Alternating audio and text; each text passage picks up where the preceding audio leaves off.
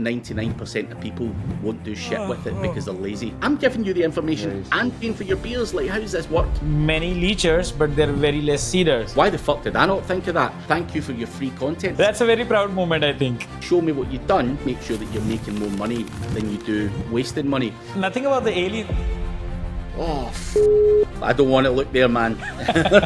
That's something even I used to miss. I've now got all the content. You're fucked. Last year, I got diagnosed with diabetes. Bottled water and chips was all I had in India. Everyone secretly knows but never admits publicly.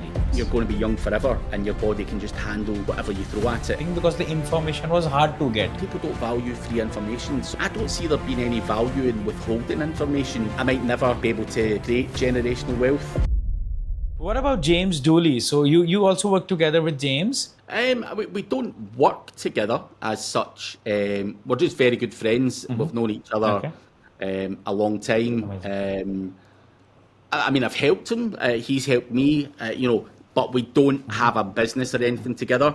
But we're very good friends. And what we typically do in the kind of close circle of friends, we always share information. You'll be like, it'll be on the phone. Oh, Craig, did you see this? Did you see that? Or have you tried this? Or have you tried that? So I think it's always a case of sharing information with people who are doing the same shit as yourself. And there's not too many people that are obsessed with SEO, so to speak. You know, one thing I can say about James is he's batshit crazy. He's absolute batshit crazy. But if you suggest something to him, he will go away and he will test it and test it and test it. Like, that is just the nature of that guy. He will test and test and test and test and test. Wow. And that is the only way you're ever going to get better. And that's why he's a successful guy. James will be able to tell you 100 failures that he's had. Absolutely. And it's the same as me. We all make a lot of mistakes along the way, but you need to make sure that you're making more money than you do wasting money. And I think that is obviously a key thing. And obviously, if we can help each other to not waste money, we'll go, Dooley, don't do this. I wouldn't do that because I've tested it. You just want to help your mates along the way. And, it's got to be a two-way thing. It cannot be one guy sucking up all the information. Correct. And I think, there's a whole bunch of guys that are in our kind of circle of friends who help each other. And it's not just take. I think James will agree with me. There's a lot of guys who take from you. We go to conferences and, before we know it, people are grilling us. Now, we're also there to learn as well. People are grilling us, oh, give me this, give me that, and, let's talk about this, let's talk about that. We're like, well, what have you got for me? Like, show me something. Someone fucking give me something here. And yes, a lot of people are not willing to do that. They take and then just run. And then before you do it, you're like, I've just came here and gave everyone a whole bunch of stuff. And we've even been left with the bar bill. Some people will even leave you with the fucking beer bill as well. And you're like, I'm giving you the information and paying for your beers. Like, how does this work? That's why you've got to kind of keep it to a kind of close circle. So there's a thing called Leechers and Seeders. When you remember the time of torrents and that stuff. So there's a Leechers and there's a Seeders. So the information which is shared is seeding, and the person who's taking is leeching. So I think there are many Leechers, but there are very less Seeders.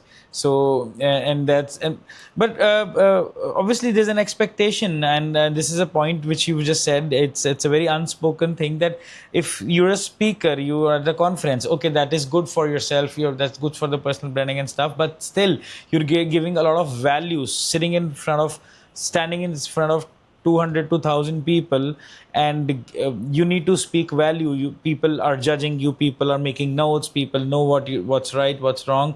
So preparing for it and giving a lot of value in the conferences, I think it's a big deal. And then you're giving away a lot of stuff. You may be giving away your 2-3 years of testing in a conference, maybe, right? What do you think, right? Am I right? Is it what is your mindset when you're preparing for a conference, maybe? For me, I always try to give as much value as I possibly can.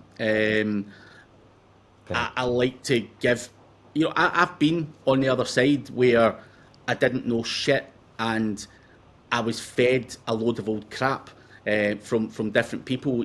Back in the day when I was learning, it was more forum based, and random people would just come in and say any old shit, and you just had to take it, and you had to go and test it.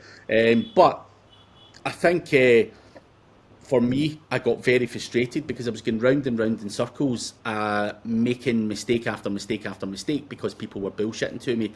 So now what I try and do is make sure that I offer as much value as I can. Now, people say, why do that? Obviously, that's the price you pay if you want to build a personal brand. You've got to offer value up front. Yes. But equally, what I would say to you is, because I've had friends, I've had James Dooley say to me, Craig, don't mention that part. Like, why did you mention that part? Because you're giving too much away. I said to him, I know that if I go up and I drop everything, and I mean everything, into someone's lap, I know that 99% of people won't do shit with it because they're lazy. Absolutely won't do shit with it. But what you've also got is they will twist certain parts of what I've said and get it all wrong anyway. So, by statistical, just the way that things go, statistic-wise, people are lazy and they'll draw their own conclusions, or they'll twist things and get it wrong, or they'll miss a step or whatever. So I don't see there being any value in withholding information, because you're still, when I listen to someone, like, let's say you're giving me something, I'm going to take what I want to take from what you've said. Now, I may have misinterpreted information, but I may just take one little thing that you said and I may make it a whole different thing. That's what you have to do to get better. Correct. So if I can give someone like any kind of little thing that inspires them to then go do some testing or tweak it and do it better and faster than me, then I've done my job. And I've had lots of people come to me going, Craig, you said this once and I've done that, and you're like, fuck, why did I not? I'm going, why the fuck did I not think of that? And they're saying to me, thank you for giving me that because I've done this. And I'm like, bloody hell. So, yeah. That's a very proud moment, I think. Yeah, I mean, you're doing good, but there's always people out there better, faster, more technical. And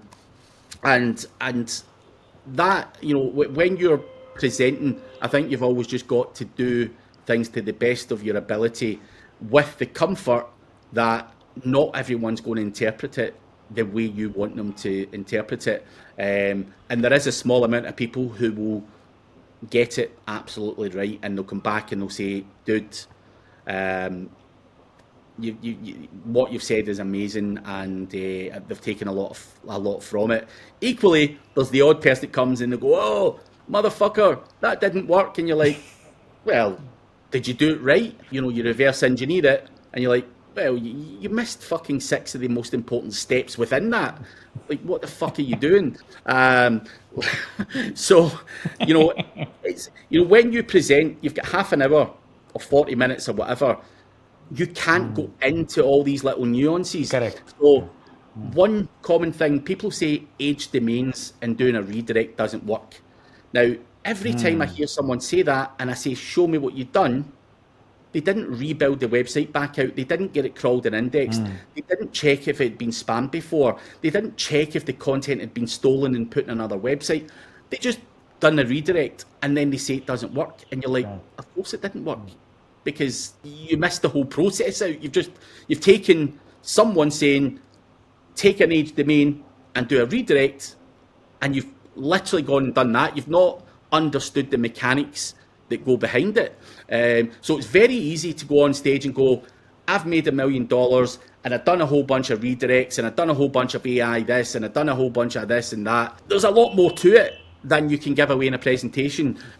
So all I would say to anyone is you need to try and understand the mechanics behind what that person's done as well, because Correct. it's very easy to just say, Correct. I've done this. Well, how did you do it? What was used? How long did it take? How much of it did you do? There's so many other little things in there that you cannot go into detail for based on time. Correct. And you just said how to actually, you just mentioned the process. That's amazing. And that's true that we heard that, okay, let's do redirect and we do, but the process is very important. You just mentioned it very nicely that you need to see the content. If it's, I actually didn't know this one, that we also have to check that the content is stolen or not. So that's something even I used to miss. So I used to check the spam, I used to check the web archive, I used to check the other things, but yes, I forgot about the content. Yes, the content could be stolen on and can be used on another website as well. So that's also something I think, yes, amazing. Good. Amazing. So yes, if all done right. Yeah. I was going to say, that was my content strategy for years. Content's a big pain in the ass, right? If there was a website that had expired that had a ton of content on it and it was in a niche that I operated in, I'm thinking, thank you for your free content, Mr. Website. Now, if you go to the Wayback Machine and you repurpose that website, you've no chance of getting that index, because I've now got all the content. You're fucked. So you can put that up. It ain't going to get indexed. So it's that is just how SEOs operate. And yes. And if you don't understand that, then that is maybe why your redirect didn't work. So, yeah. Correct. When you talk about this thing that the content you used to use and you used to repurpose, I think that was the time when there was no AI. You're talking about, I think, 3-4 years ago, right?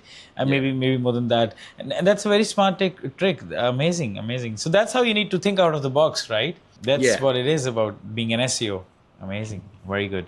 Okay. Now let's do a rapid fire round. I know your time is very much valuable. I really want to just talk about stuff, but I know I cannot keep you the whole day. But let's move on to the rapid fire, and it's a very interesting part. So you cannot think that much. You just have to answer it, whatever comes in your mind first. Okay. What's a conspiracy theory you secretly think might actually be true? I'm big into conspiracy theories. I'm going to say like JFK. I think there's a lot of conspiracies around that. Did Michael Jackson die? I don't think so. No. I have seen all the conspiracies around that. Did Elvis die? I'm not so sure. Again, a lot of conspiracies around that. So those are three. I've done a lot of research into conspiracy theories. I love that shit. Even like the 9/11 conspiracy theories and things like that. I'm not going to say either way, but I love that stuff. I absolutely love it. I just even I do. Yeah. Nothing about the aliens. You speak anything on the aliens? Nah, that scares me. That stuff. I don't want to look there, man. Okay, great. Okay, if your life was a YouTube thumbnail, what would the clickbait title be? Oh fuck. No, that's the YouTube thumbnail. Oh fuck. Yeah, makes sense. People will just be like, why is he saying that? And then hopefully I could give them something. But yes. You get one celebrity to narrate your life's documentary. Who would you pick? Leonardo DiCaprio. I just loved him. I just liked him in The Wolf of Wall Street. The first one that came to my mind. Yeah, fuck it. He can narrate. Amazing. Really well. He's so versatile actor. I love him. What's something you spent ton of money on recently, which is worth every penny, despite being totally unnecessary? Maybe the thing can be unnecessary, but you spent a lot of money on that thing. I got a new car last week, which probably is unnecessary, but I don't drink, I don't smoke. I always like a new car, and I just love the feeling of a new car. And people say, you don't need to get a new car every few years, but it's one thing that I personally like. I always walk around with shorts and a t-shirt on. I'm not really into,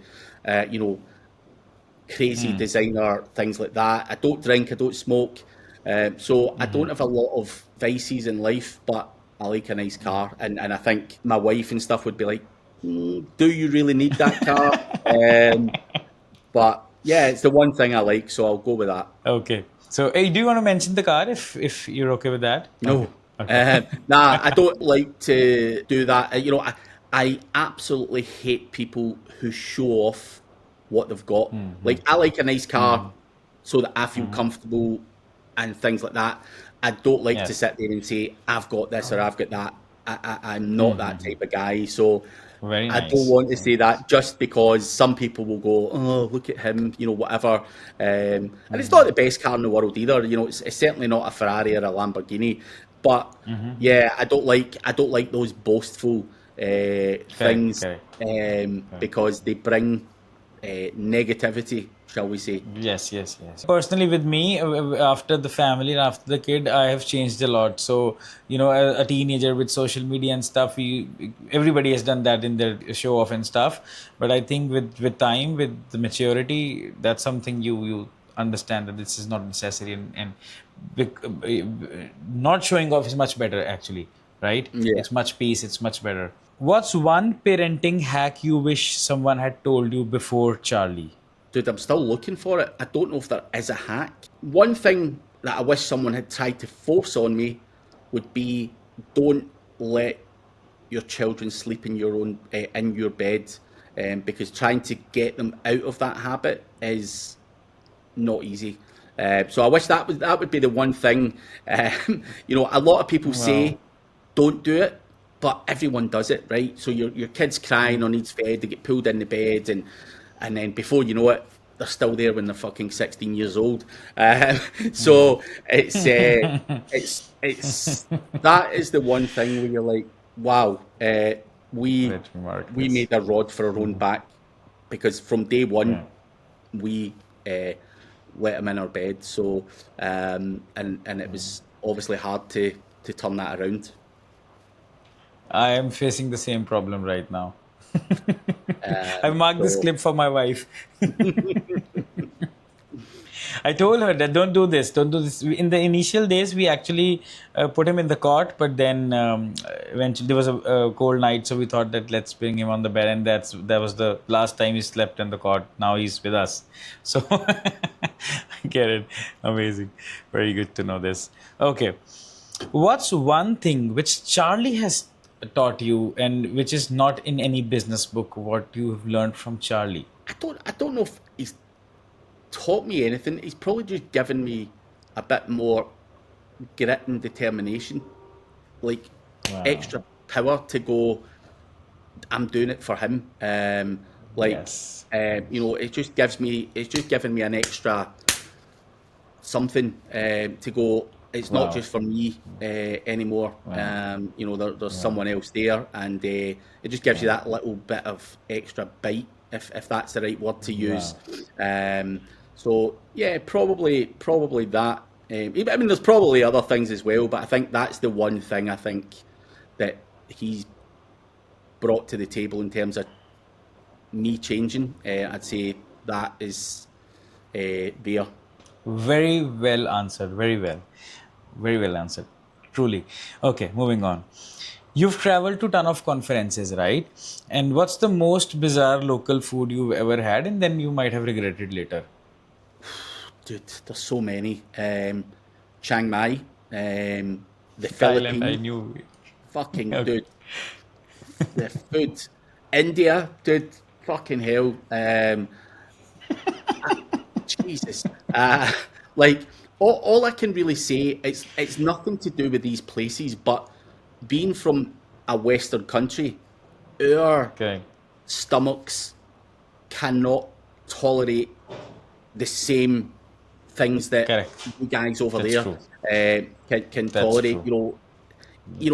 Even in Scotland, we have Indian food, Chinese food, whatever. It's not the same as the shit that they make in the real country. I mean, it's not the same ingredients. It is not the same fucking thing. So I've been to these countries and been on the toilet pan for a week at a time. So that's all I'm going to say. That's all I'm going to say.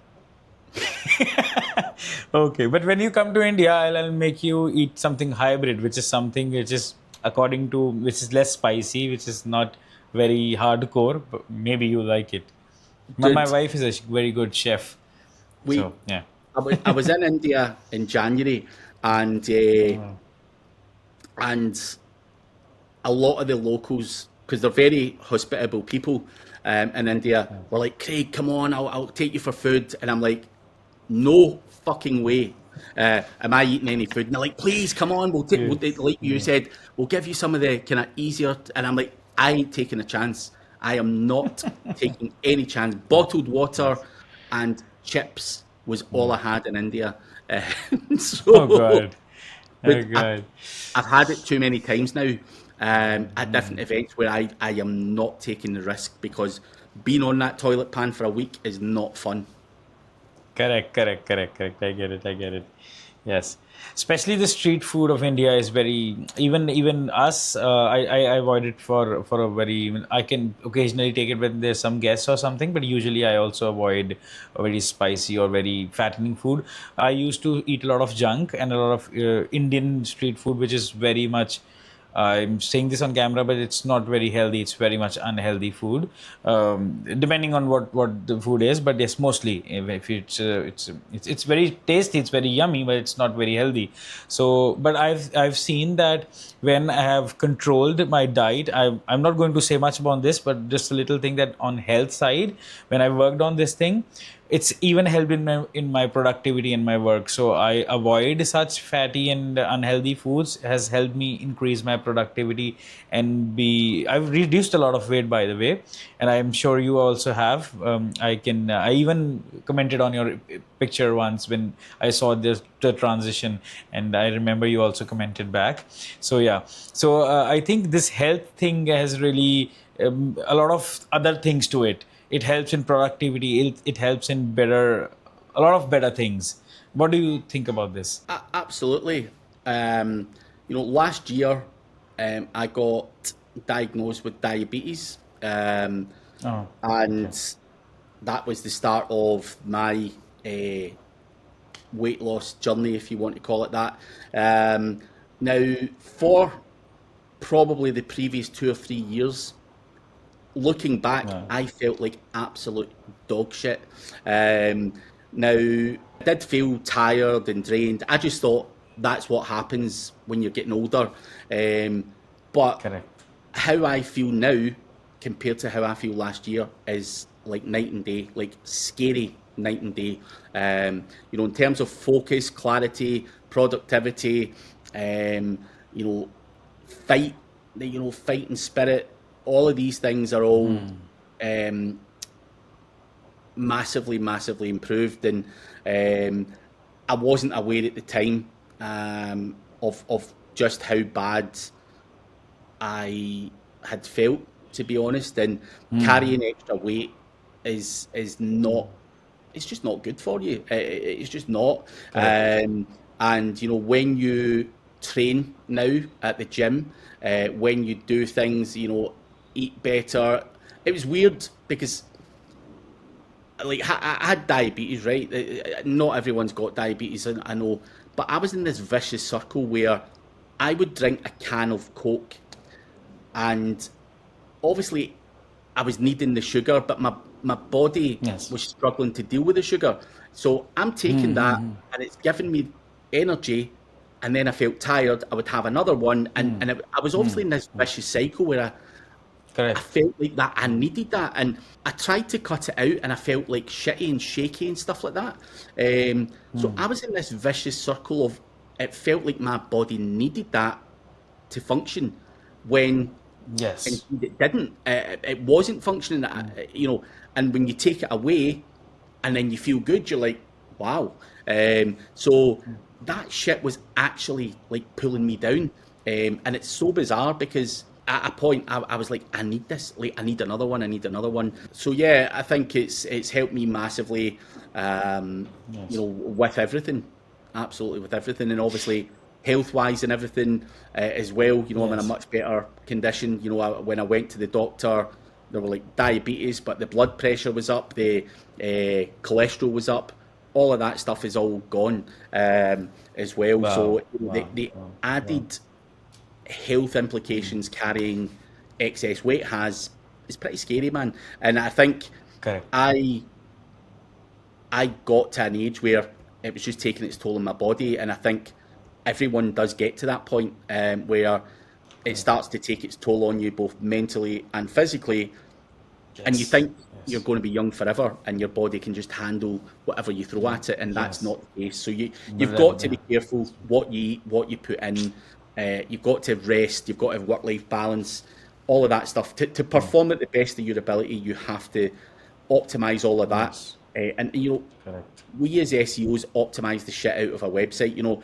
I could probably sit there and you go, Craig, I've got the WP rocket on there to improve speed. I've got fucking this content, internal links, fucking links, bang, bang, bang. Everything's all optimized to fuck. And you probably spent 18 hours a day doing it, yet you won't fucking spend 2 hours a day going to the gym or 1 hour a day going to the gym. It's beggars belief that you would spend that much time on a website and you wouldn't spend it in your own body. And obviously I am the exact same. I'm not critical of anyone that does it because I was the exact same. But looking back, I'm like, what a stupid guy you are. You have to look after number one, and that's obviously your health. Because that's one thing money can't buy. You can earn all the money in the world, but your health is important. Correct. All right, time for a sponsor break. This episode is proudly sponsored by Kings Digital, the marketing agency that I, your host, Gundeep Singh co-founded. At Kings Digital, we specialize into scaling businesses, optimizing growth strategies, and turning your ideas into brands that people can't stop talking about. You might be thinking self-promotion in your own podcast? Well, that's quite bold. That's because that's exactly what we do for our client. Bold strategies that bring results. So if you're a business owner or an agency wants to level up your marketing, your processes, whether it's SEO, ads, social media, performance marketing, we're building a killer brand presence for you. If you want us to audit your website or your ads campaign, just fill up the form below. We will get back to you with a full-blown SEO audit, a complete 6 to 12 months SEO roadmap tailored to your business, and a step-by-step video walkthrough breaking down exactly how to fix and scale your organic traffic. This isn't some cookie-cutter checklist. Trust me, our team spends an entire day crafting this report. Trust me, if we're good enough to sponsor ourselves, we're probably good enough to help you crush your goals. All right, that's enough of us now. Now let's get back to the show. You said a very nice thing, which I'll complete, that we, as an SEO, we optimize websites, we optimize everything, but we forget to optimize our health and our own shit, right?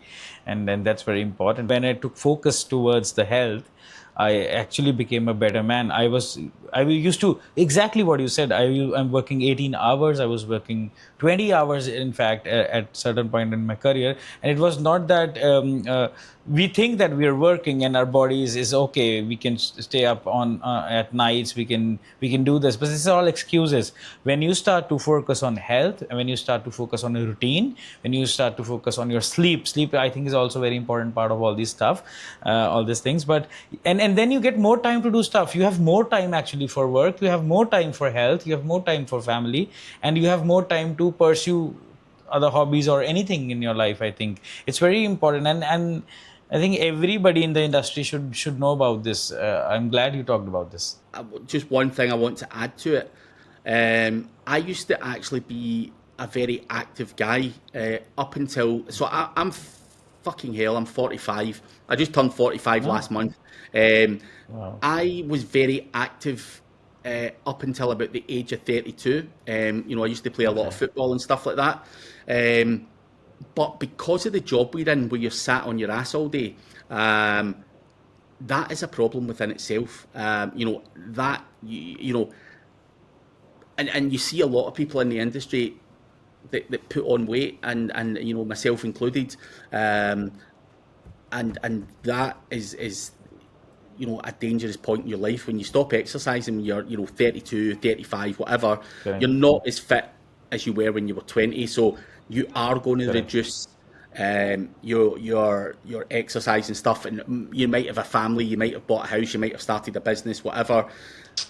That is the time to double down on the health, not let it get to me where you get to 44 and then you get diabetes and all this other shit, and you're like, it was just coming, the writing was on the wall, and fortunately I'm able to get out of it. But what people don't realise is, see if you have something like diabetes, you're 2.5 times more likely to have a stroke or a heart attack, just by having diabetes.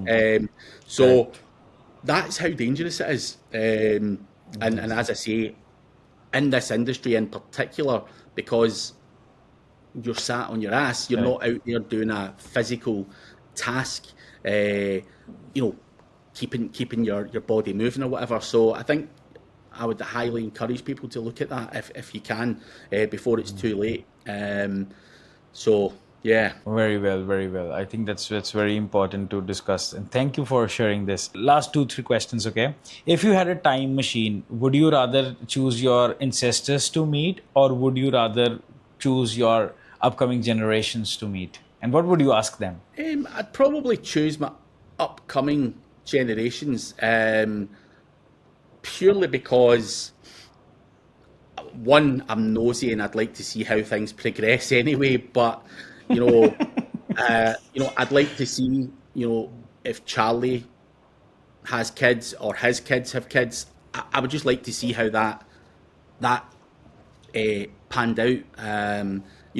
With my own eyes. I'd like to see that. So I would like to see that. I think it would be nice either way, to be honest. But for me, selfishly, I would want to go and see, what Charlie done and what his kids done and what his kids done, and so on. I think that would be more interesting for me. Do you believe in generational wealth? Because in India, it's a big deal. Like it's like your parents are doing stuff for you and your generations. And I have a similar kind of mindset. Do you also have that kind of mindset? Because mostly what I know that it's not a big deal for an Englishman actually to of generation. But I want to know your. I think if you can make that happen, then it's the right thing to do.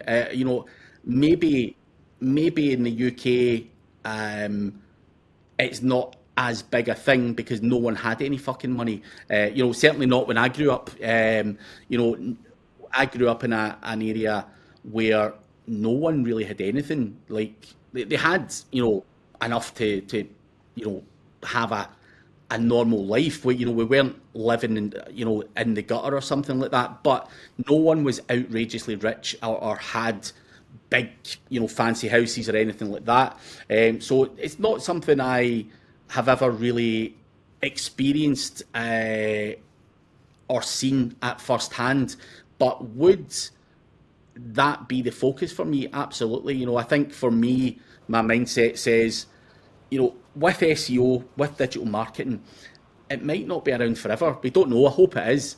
We don't know how long it's going to be around for. So as far as I'm concerned, You're just like, Craig, grab everything you fucking can whilst you can for Charlie or if it can go further than that, great. Unfortunately, my family were just a working class background, so I didn't start out in life or in business with anything given to me. But can I leave Charlie with a house or two, some money in the bank, a great education, some money to buy his first house, all of that? Can I do that? That obviously these are the goals. Hopefully I can give him 10 cars, 10 houses or 100 houses, whatever. But it's to give him and his family the best start in life, because as far as I'm concerned, there's opportunities now. And it's like I look at my family. Back in the day when my grandmother and stuff were around, they bought their first ever house for $500. That's just how much houses cost back, in the 50s or whatever. And you're like, and that was like a king's ransom at the time. And you're like, even if I think 50 or 70 years ahead just now, what we have just now might never happen again. And I've got to make the most of the opportunity here for as much as my family as I possibly can. So that's kind of where my mindset's at with it anyway. And I might never be able to create generational wealth, but we'll see. It won't be through lack of trying. Let's just say that. But very well said. Okay, now, what's a weird or unusual hidden talent you have that most people don't know about? I think I'm very good at reading whether someone's a bullshitter or not. Which people, no, I'm deadly serious. A lot of people think I'm a kind of happy-go-lucky guy. I think I'm very, very good at just looking someone cold and hard in the eye and determining whether they're fucking bullshitting me or not. And I think that's a very, very good skill to have. I can just smell it. It's like I can smell it.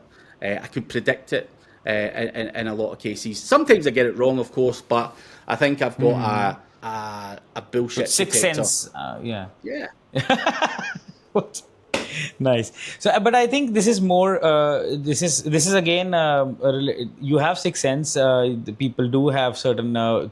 People are visionary. I believe in little astrological side of things as well. Not much, but yes, there are certain aspects to it. That there are few people are there which are more good visionaries. Few are more good workers. Few are more good. Maybe analysts, whatever you can say, but yes, I think this is something. And what do you think about? What do you think about me? if any guesses you want to take. I think. I mean, I've not met you in person. I think it's very, very hard. Correct. It's very hard to judge someone based purely online on a podcast. People can.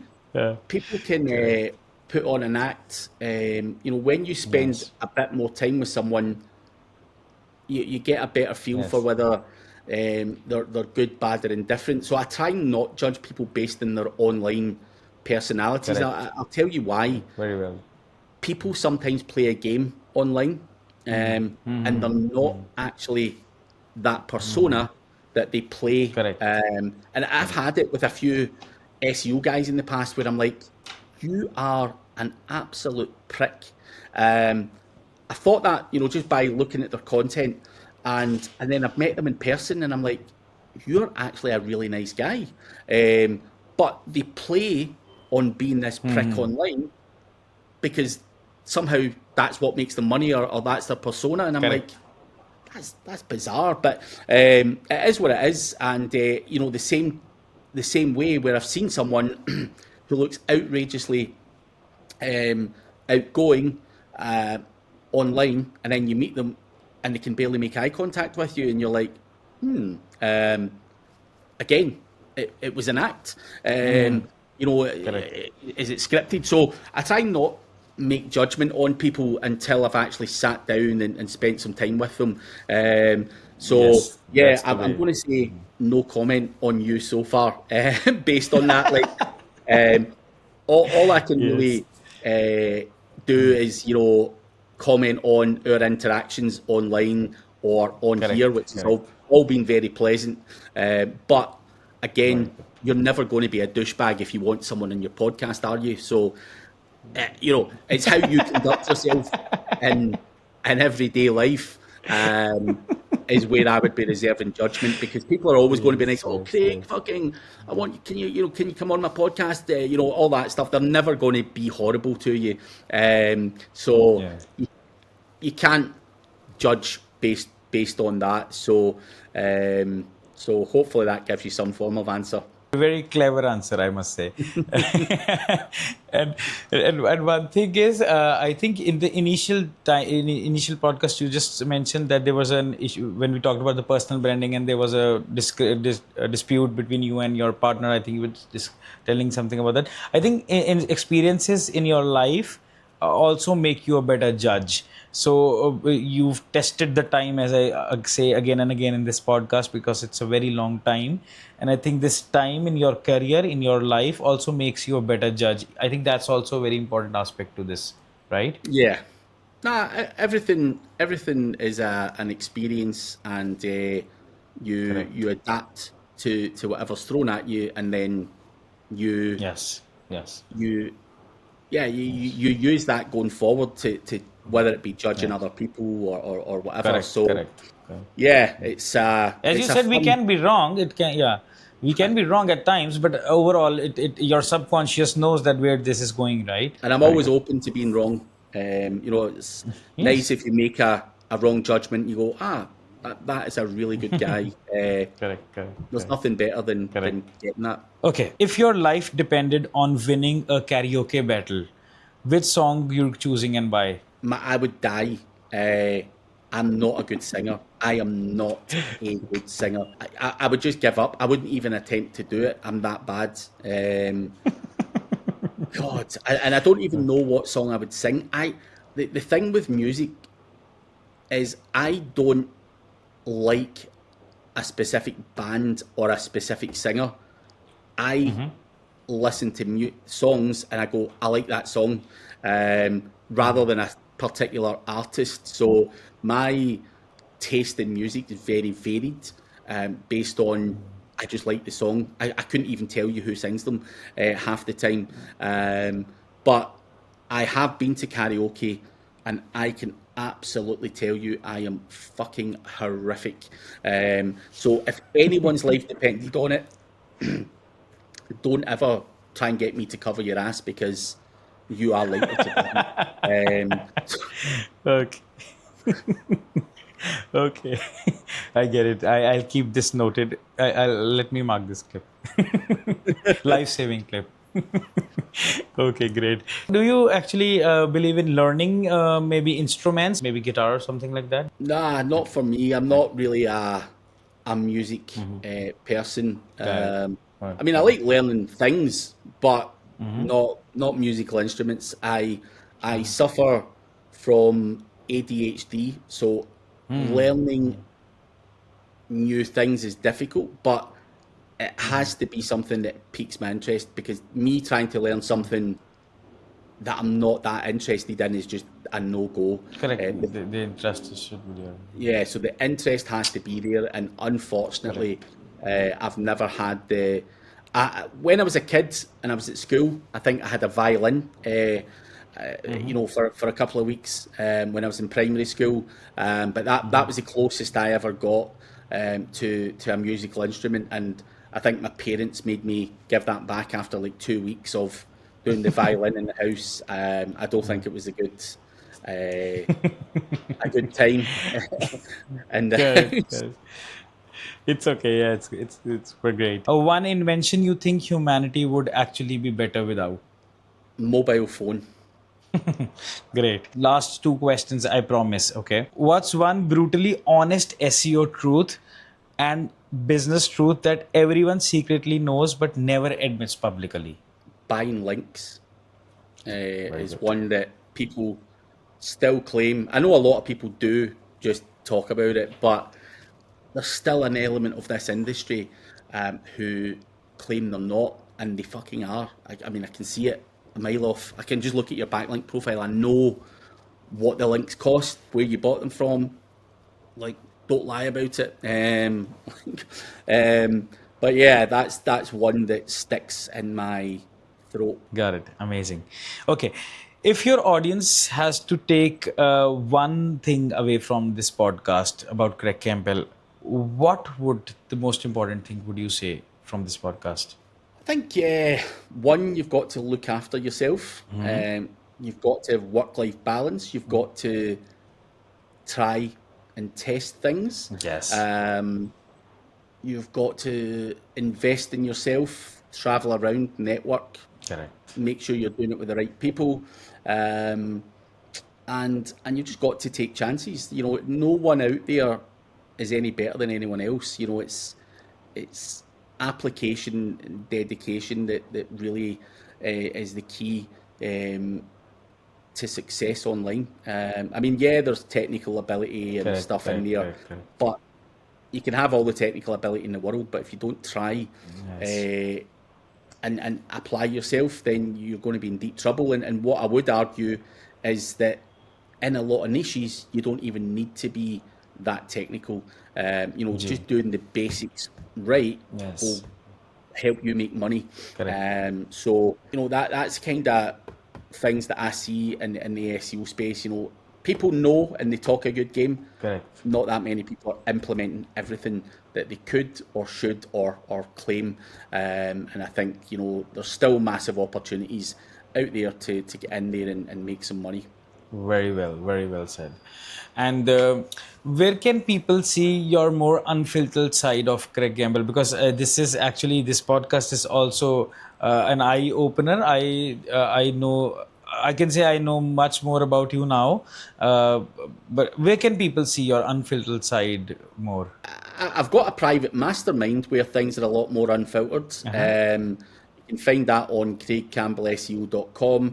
We have a kind of private group of people where we share and test and give all that stuff away. Obviously, when it comes to YouTube and social media, you have to be semi-filtered just because you just have to be. It's just the way that life goes.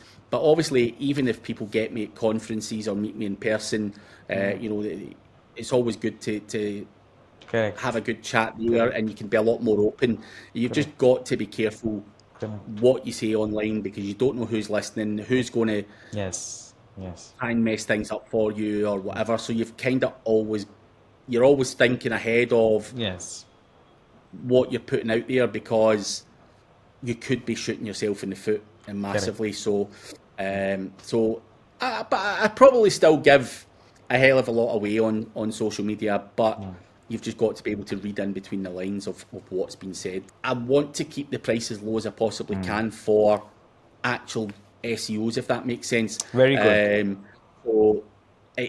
Because there's some new people in there, there's some super experienced people, but a lot of people I know would promote it to get affiliate money. Yes.